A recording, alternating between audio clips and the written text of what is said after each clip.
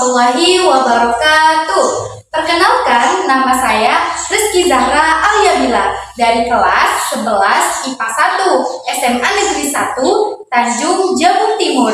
Di sini saya akan menjelaskan materi fisika kelas 11 semester 2 yang dibimbing oleh Ibu Yulniar SPD. Nah, apa saja sih materinya? Untuk yang pertama ada teori kinetik gas, yang kedua ada termodinamika, yang ketiga gelombang, yang keempat gelombang bunyi, dan yang kelima optik. Nah, untuk yang pertama kita akan mempelajari tentang teori kinetik gas. Apa sih teori kinetik gas itu? Teori kinetik gas adalah teori yang membahas tentang sifat-sifat makroskopik seperti tekanan, volume, serta suhu. Dengan catatan mereka akan mempertahankan sifat molekulernya dan gerakannya.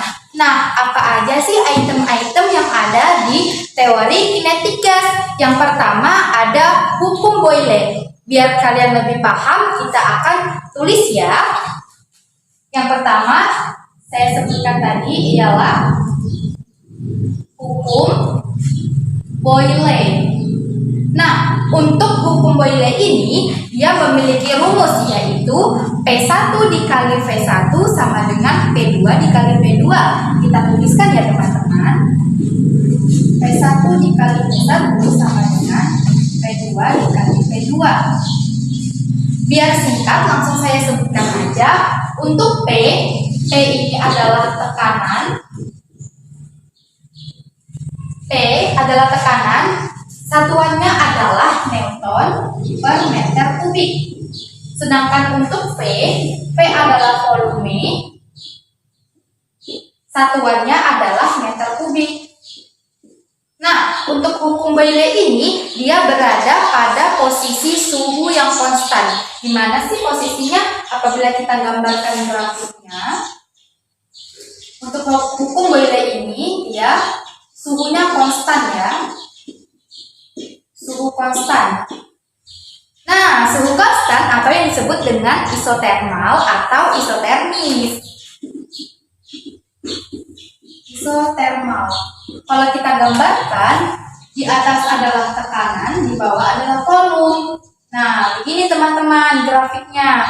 Untuk yang kedua, yaitu ada hukum Charles.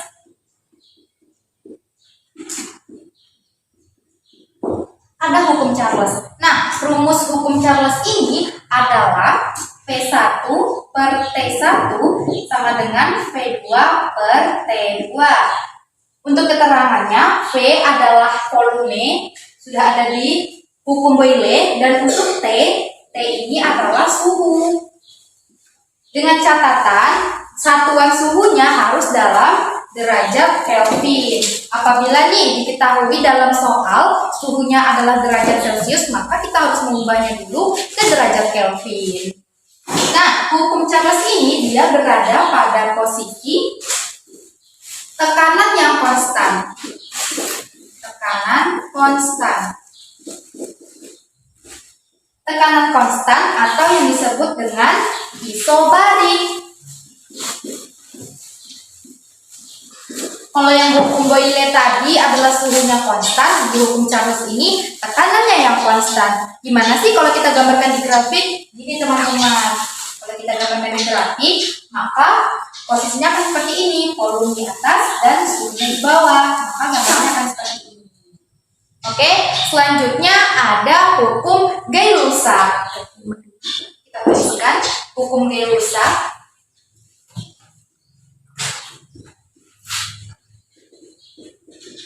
Untuk rumus hukum Gay-Lussac sendiri itu adalah P1 per T1 sama dengan P2 per T2.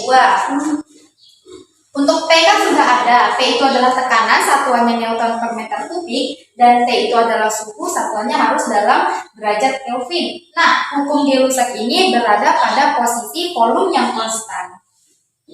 Volumenya konstan. Atau yang disebut dengan isobarik. Sekarang bagaimana kalau kita gambarkan dalam bentuk grafik? Seperti ini gambar. Untuk tekanan di atas dan suhunya di bawah. Oke. Selanjutnya ada yaitu penggabungan antara hukum Boyle dan hukum Gay-Lussac dalam gas ideal. Kalau untuk hukum yang keempat ya, hukum Boyle dan Gay-Lussac. Kita bisa rumuskan seperti ini. Kalau kita rumuskan itu adalah P dikali V per T dalam keadaan konstan. Jadi apabila kalau kita tuliskan itu seperti ini. P1 dikali V1 per T1 sama dengan P2 dikali V2 per T2. Itu ya. Selanjutnya ada yang kelima yaitu persamaan umum. Persamaan umum gas ideal. Untuk persamaan umum gas ideal ini langsung saja ya, kalau kita jabari rumusnya itu panjang, jadi rumusnya adalah PP sama dengan N dikali R dikali T. Seperti itu teman-teman. Untuk lebih pahamnya, biar lebih paham lagi, kita langsung saja masuk ke contoh soal. Nah, untuk contoh soal, suatu gas ideal sebanyak 4 liter memiliki tekanan 1,5 atm dan suhunya yaitu 27 derajat Celcius. Tentukan tekanan gas tersebut jika suhunya 47 derajat Celcius dan volumenya adalah 3,2 liter. Biar gampang mengerjakannya, kita tulis dulu diketahuinya ya teman-teman. Untuk diketahui suatu gas ideal sebanyak 4 liter. 4 liter berarti itu volume ya. P1-nya diketahui yaitu 4 liter. Selanjutnya memiliki tekanan. Tekanan sudah jelas berarti di sini P ya. P1-nya sama dengan 1,5 atm. Nah, dan suhunya 27 derajat Celcius. Berarti suhu awal ini ya. Suhu awalnya adalah 27 derajat Celcius. Ingat teman-teman, untuk derajat di sini kita menggunakan derajat Kelvin. Berarti 20 derajat Celcius kita ubah ke derajat Kelvin. Berarti kita tambah dengan 273 ya. 27 ditambah 273 adalah 300 derajat Kelvin. Selanjutnya tentukan tekanan gas tersebut jika suhu yang kedua berarti ya 40 derajat Celcius. Berarti T2-nya adalah 47 derajat Celcius. Kita tambah dengan 273. Kita tambahkan dulu ya, 273 tambah 47 10. Oke, 11 3 7, 8, 11, berarti 320 derajat Kelvin. Selanjutnya untuk volume yang kedua itu 3,2 liter. Berarti di sini yang ditanya adalah tekanan yang kedua ya. Tekanan yang kedua. Langsung saja kita jawab. Di sini kita bisa mengidentifikasi dari apa saja yang diketahui, ada P1, T1, T2 dan P2. Ingat di sini ada kata-kata gas ideal, yang dimana kita memenuhi persamaan umum gas ideal atau hukum Boyle dengan penggabungan hukum Boyle antara dan Gay-Lussac ya. Di gas ideal kita bisa memakai rumus P1 dikali P1 per T1 sama dengan P2 dikali P2 per T2. Oke, di sini kita tinggal masukin aja. P1-nya sudah diketahui 1,5 dikali. Oke, P1-nya berapa? 4 liter. Tinggal kita masukin aja. Per T1-nya udah kita ubah ke Kelvin tadi ya, 300. Nah, sama dengan untuk P2-nya berapa? Di sini P2-nya tidak diketahui karena P2-nya kita cari. Maka dari itu P2-nya kita tulis aja P2 dikali P2-nya berapa? P2-nya 3,2 liter. Per T2-nya tadi udah kita ubah ke derajat Kelvin itu 320. Langsung saja 1,5 kita kali dengan 4 ya. 1,5 kita kali dengan 4, 2 kita kali dengan 4, 60. Oke, 60 per 300. Di sini P2 kita tulis lagi 3,2 per 320. Kita sambung di sini akan nanti adalah Oke, ini udah dapat 60/300 sama dengan P2 dikali 3,2 per 320. Ini bisa kita bagi ya, 300 bisa kita bagi 60, coret-coret, dan 1/50 ya. 1/50 sama dengan P2 dikali 3,2 per 320. Nah, kalau kayak gini tinggal kita kalikan silang ya. 320 kali ini 320. P2 sama dengan 50 dikali 3,2. 0, 5 kali 10, 0, 3 kali 5, 15. 160 ya.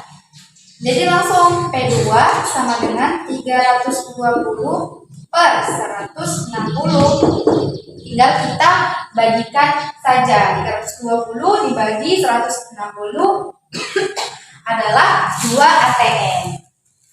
Ya, tulis 2 ATM. Nah, ketemu. Jadi di sini kita harus mengidentifikasi soalnya dulu, apakah dia memakai rumus yang mana. Tapi kita di sini memakai rumus bersama rumus gas ideal. Gitu teman-teman. Terima kasih. Selanjutnya kita masuk ke termodinamika. Nah, selanjutnya kita akan masuk ke materi termodinamika. Sebelumnya, apa sih yang dimaksud dengan termodinamika? Termodinamika adalah salah satu teori utama fisika yang membahas tentang perbedaan antara energi dan kerja dari suatu sistem. Selain itu, termodinamika juga dapat digambarkan sebagai ilmu yang mempelajari tentang besaran fisis yang digambarkan sebagai sifat zat di bawah pengaruh kalor. Hukum termodinamika kan ada dua, hukum termodinamika 1 dan hukum termodinamika 2. Kita membahas dulu nih hukum termodinamika 1. Ada beberapa item yang ada di hukum termodinamika 1. Kita tulis dulu ya biar lebih jelas. Hukum termodinamika 1. Nah, di hukum termodinamika 1 ini ada rumus yaitu I sama dengan delta U ditambah W. Untuk I adalah kalor. Untuk delta U adalah perubahan energi dalam. Perubahan energi dalam. Untuk W adalah usaha. Nah, untuk ketiga item ini dia satuannya adalah joule ya, semuanya satuannya adalah joule. Selain itu di hukum termodinamika 1 juga ini berhubungan dengan teori kinetik gas. Kenapa? Karena ada yang disebut dengan isotermal atau isotermis. Untuk isotermal dan isotermis itu kan rumusnya P1 ya, sama dengan P2. Nah, untuk langsung saja kita tuliskan ya biar paham. Sini ada isotermal. Apabila kita buat grafiknya itu akan seperti ini. Nah, di sini P, di sini P. Di sini dia tetap berada di posisi tetap. Yang kedua yaitu ada isobarik.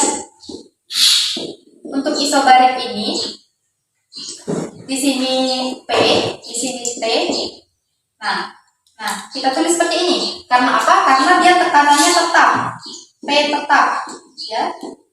Selanjutnya yaitu isokarik. Isokarik kita tuliskan seperti ini. Untuk isokarik berarti di sini P.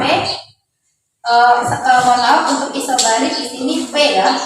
P. Di sini P, T, P tetap. Untuk isokarik di sini P, di sini T. Untuk isokarik dia P-nya tetap. P-nya tetap. Nah, tetapinya untuk di hukum termodinamika ini kan terhadap teori kinetik gas. Untuk hukum termodinamika itu dia di sini memakai P, sini memakai P. Ya. Nah, selanjutnya ada proses adiabatik. Untuk proses adiabatik ini dia tidak terjadi pertukaran energi dari sistem ke lingkungan ya. Jadi dia ininya P sama P-nya itu dia beda semua. Berbeda. Oke? Selanjutnya kita masuk ke hukum termodinamika 2. Hukum termodinamika 2. Di hukum termodinamika ini ada yang disebut dengan entropi. Entropi itu kita rumuskan delta S sama dengan I per T. Oke, untuk I adalah kalor, T adalah suhu, ya. Untuk delta S itu dirumuskan dengan disatuannya adalah Joule per Kelvin, ya. Selanjutnya ada mesin pendingin. Mesin pendingin. Untuk mesin pendingin ini bisa kita rumuskan dengan Kp sama dengan I per W1 atau Q1 per Q1 dikurang Q2 atau T1 sama dengan T1 dikurang T2. Untuk Q adalah kalor, W adalah usaha. Untuk T adalah suhu dalam derajat Kelvin. Selanjutnya ada mesin panas. Mesin panas. Untuk mesin panas ini kita rumuskan dengan efisiensi 1 sama dengan 1 dikurang T tinggi per T rendah dikali 100%. Nah, untuk lebih jelasnya lagi, kita akan masuk ke contoh soal. Selanjutnya kita akan masuk ke contoh soal termodinamika. Untuk contoh soal yang pertama, ini dia. Sebuah mesin Carnot yang reservoir suhu rendah adalah 27 derajat Celcius memiliki efisiensi 40%. Jika efisiensi diperbesar menjadi 60%, itu perubahan suhu tingginya. Di sini sudah kita ketahui ya, efisiensi 40, suhu rendah 27, jadi 60. Tapi di sini suhu rendahnya harus kita ubah dulu ke Kelvin karena dia Celcius. Tinggal saja 27 kita tambah dengan 223 dengan 300 Kelvin. Oke, langsung kita masuk ke rumus. Mesin Carnot di sini udah jelas ya, mesin Carnot berarti dia mesin panas. Kita langsung masukkan saja. Efisiensi 1 sama dengan 1 dikurang TT per TR kali 100%. Nah, untuk efisiensinya pertama kita pakai yang 40% terlebih dahulu.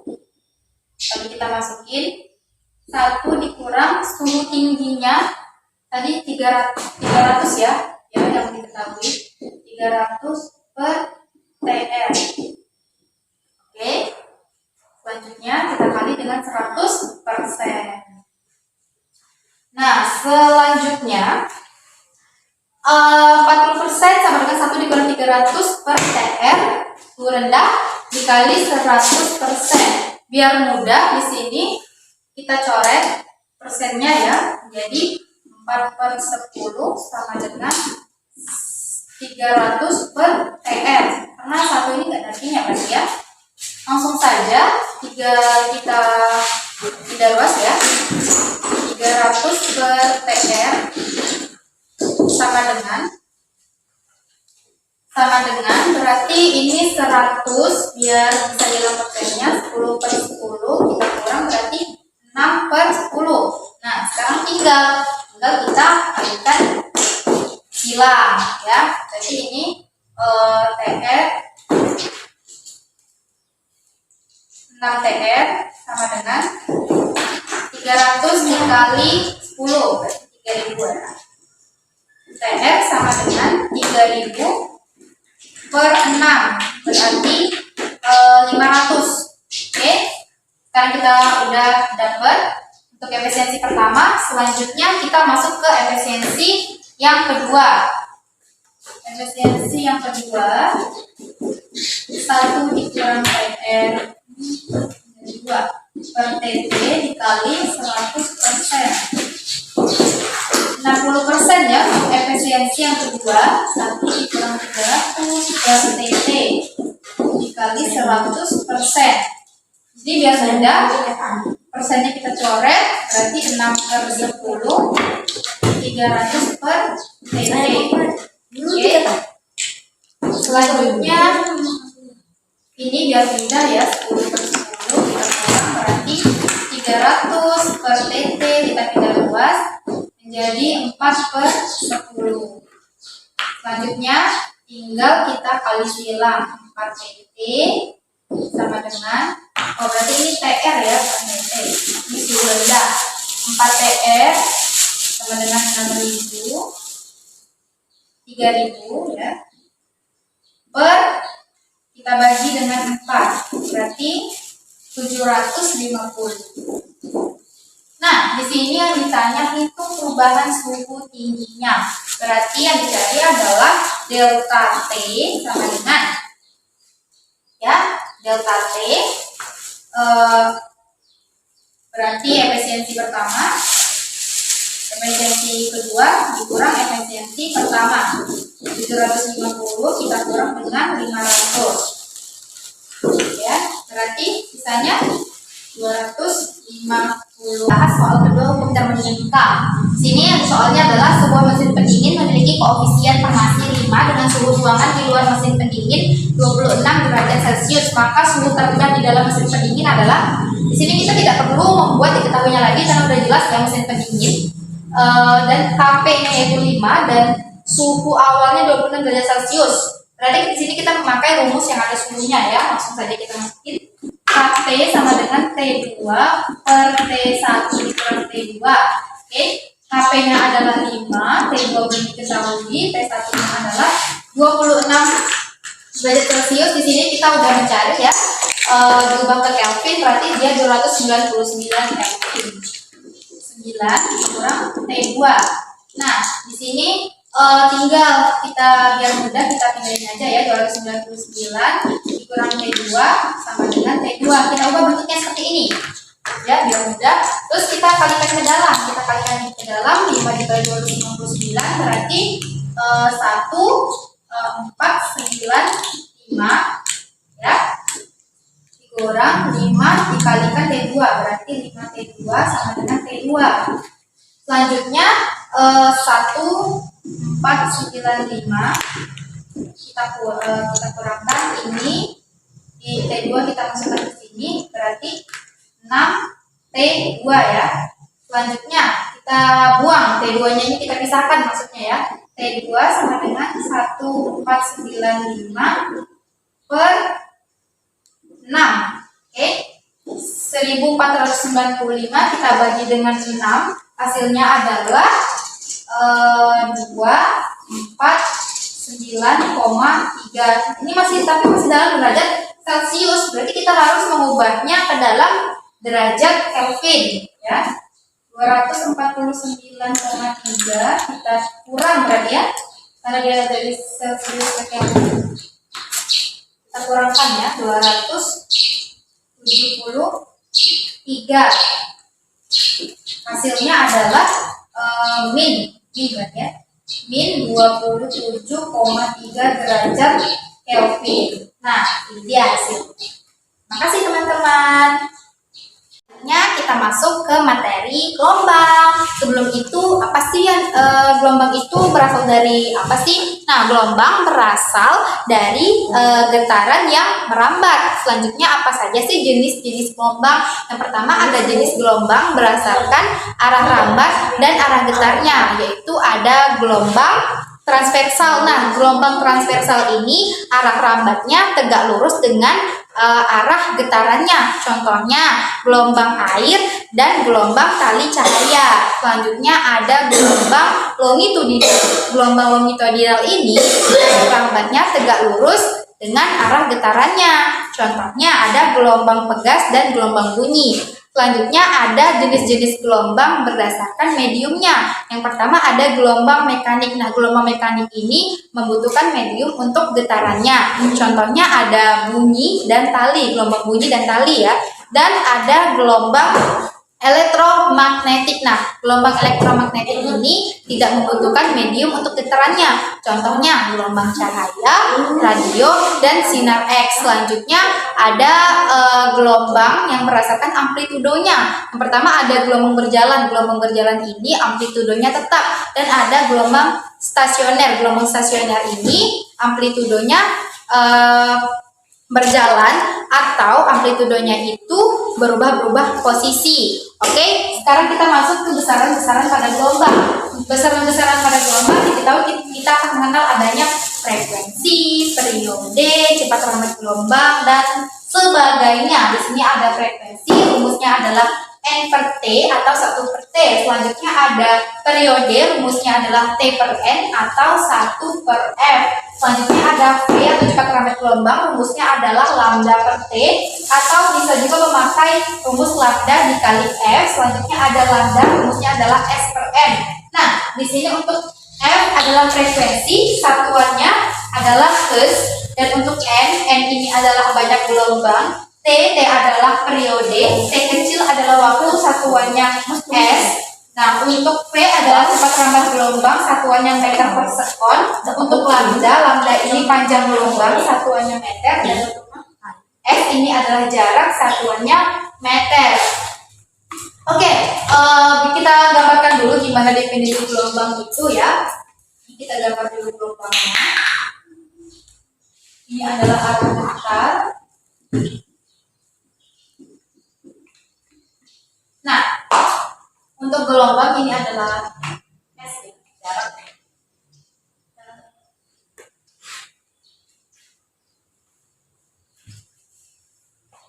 Oke, di sini adalah 1 per 2 setengah ya.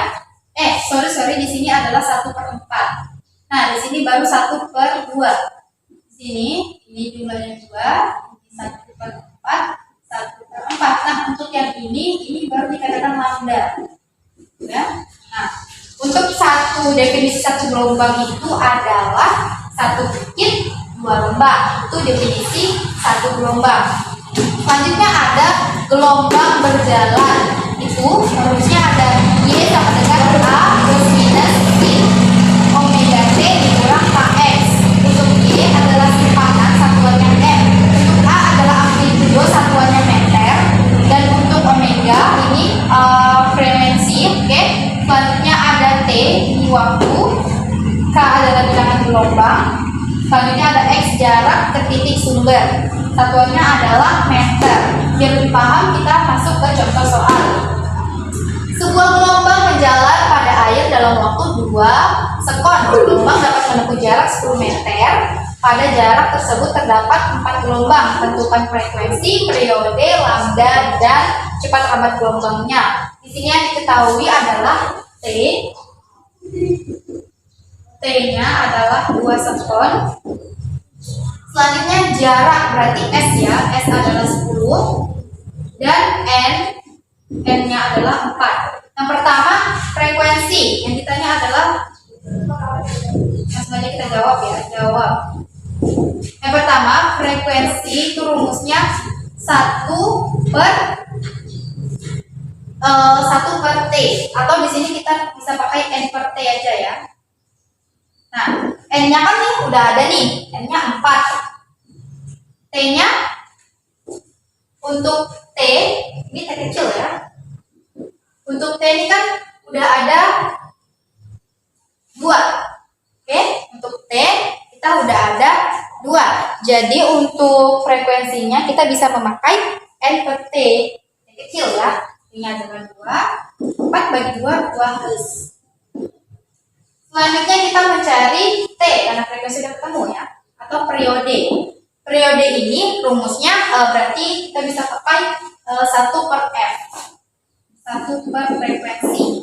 1 per frekuensinya udah kita dapat yaitu 2. Oke, jadi hasilnya adalah 0,5 S. Selanjutnya ditanya adalah lambda. Lambda di sini kita bisa pakai rumus S per N ya. S per N. S-nya kan udah diketahui nih, 10. N-nya juga diketahui 4. Nah, yang kita bagi 10 dibagi 4 adalah pertama kita bisa kecilin dulu. 5 per 2 ya. 10 dibagi 2, 5, 4 bagi 2, 2. 5 dibagi 2 dapatlah 2,5. 2,5 meter lambda. Oke, selanjutnya cepat rambat gelombang. Cepat rambat gelombang ini rumusnya adalah lambda dikali F. Kita pakai lambda dikali F. Lambdanya kita udah dapat 2,5 kali frekuensinya kita dapat 2. 2,5 dikali 2 adalah 5. Oke, jadi jawabannya 5 meter per sekon. Nah, ini untuk jawaban dari contoh soal yang pertama. Untuk contoh soal yang kedua, sebuah gelombang berjalan merambat dengan persamaan Y 0,02 sin 50 T X, tentukan frekuensi, lambda, dan cepat rambat gelombang. Di sini langsung dibuat ya, Y-nya 0,02 sin 2pi sama dengan 25 X 25T dikurang X per 2. Karena ini 50 ya, bisa dijabarkan lagi seperti ini. Oke. Yang ditanya adalah frekuensi. Nah, untuk frekuensi kita bisa memakai rumus 1 per T. 1 per T. Di sini 1. Untuk T-nya ini kita bisa kalikan ke sini. 0,02 kita kali dengan 2 berarti 0,04. Nah, langsung saja kita bagi. 1 dibagi 0,04, oke, adalah 25 ya. Selanjutnya yang dicari adalah cepat rambat gelombang. Untuk cepat rambat gelombang itu udah jelas nih ya, lambdanya, bukan cepat rambat gelombang berarti lambda ya, udah jelas nih lambdanya 2. Oke, 2 meter. Selanjutnya kita mencari T ya. Kita coba dulu cari T-nya ya. T sama dengan 1 per F. 1 per frekuensi 25. 1 dibagi 25 berarti 0,04 ya. 0,04 sekon. S bukan sekon. Selanjutnya baru kita cari cepat rambat gelombang. Untuk cepat rambat gelombang berarti kita memakai lambda per F. Lambdanya kan ini sudah dapat 2 dikali frekuensinya 25, dapatlah 50 meter per sekon. Oke, selanjutnya kita masuk ke materi yang kelima, yaitu ada gelombang bunyi. Untuk ciri-ciri gelombang bunyi itu sendiri ialah untuk ciri-cirinya memakai logaritma. Dan untuk di dalam perkalian di gelombang bunyi ini merupakan penjumlahan dari logaritma. Nah, apa saja sih item-item yang ada di gelombang bunyi? Yang pertama itu ada intensitas dan taraf intensitas bunyi. Untuk taraf intensitas bunyi itu sendiri dilambangkan dengan I atau intensitas sama dengan P per A sama dengan P per 4 pi R kuadrat. Dan untuk T1-nya sama dengan 10 log 1 per 10. Nah, untuk di taraf intensitas bunyi ini ada yang pada jarak yang berbeda. Itu dirumuskan dengan I1 per I2 sama dengan R2 per R1. Dan atau T12 sama dengan T11 ditambah 20 log R1 per R2. Selanjutnya ada di beberapa sumber bunyi identik, termasuk di intensitas dan taraf intensitas bunyi yang di beberapa sumber bunyi identik. Rumusnya yaitu IN sama dengan N dikali 1, TIN sama dengan T1 ditambah 10 log N, atau ini T1N. Selanjutnya kita masuk ke item yaitu pelayangan bunyi dan resonansi. Untuk pelayangan bunyi dan resonansi ini kita rumuskan FL sama dengan F1 per F2, TL sama dengan 1 per F1 dikurang F2.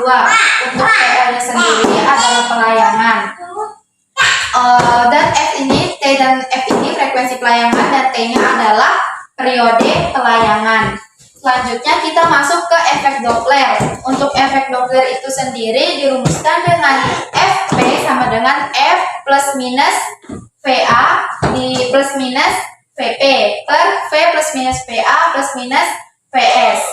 Nah, untuk Fp sendiri itu adalah frekuensi bunyi yang didengar oleh pendengar yang dilambangkan oleh Hertz. Dan untuk Fs sendiri adalah frekuensi sumber bunyi dilambangkan juga oleh Hertz. Selanjutnya untuk Vp sendiri adalah kecepatan pendengar dan untuk Vs adalah kecepatan sumber bunyi.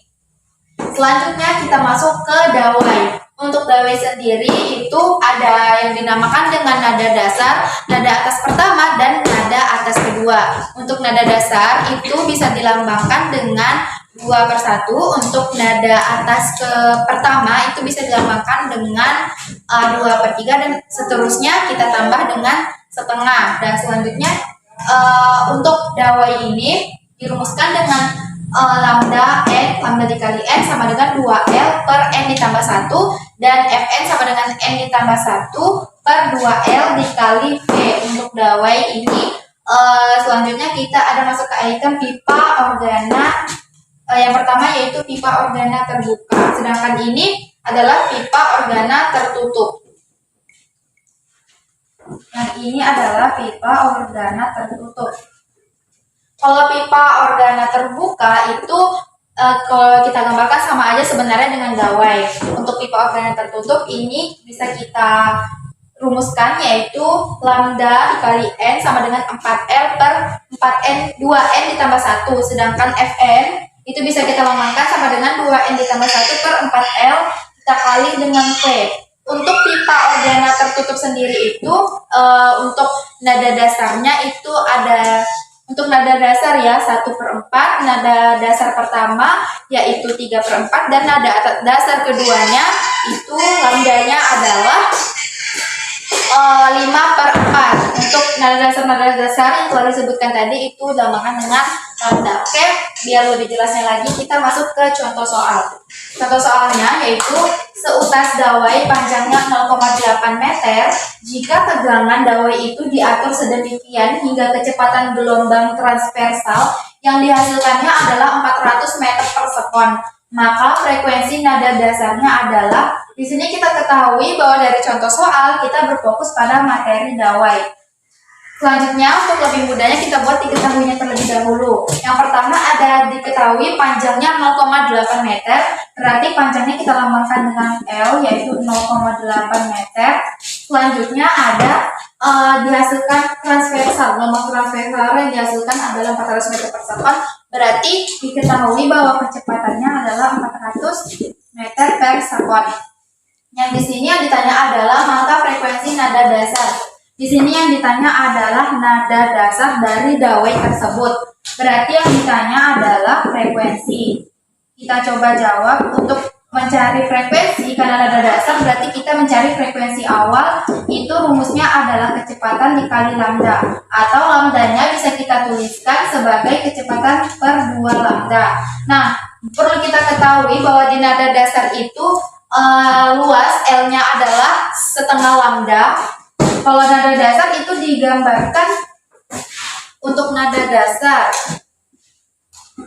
Perlu kita ketahui untuk gambar nada dasar itu seperti ini. Salah. Gambar nada dasar itu seperti ini. Nah, kalau untuk nada atas pertama itu gambarnya adalah seperti ini. Kalau untuk nada atas kedua gambarnya adalah seperti ini. Nah, ini nada dasar, nada atas pertama, dan nada atas kedua. Kita memakai nada dasar. Untuk nada dasar sendiri itu kita ketahui bahwa lambdanya adalah bahwa L-nya adalah setengah lambda, berarti di sini ada 2 lambda. Oke? Langsung saja karena dia lambdanya ada 2 lambda, makanya di sini jadi V per 2L. Langsung saja kita masukin angkanya.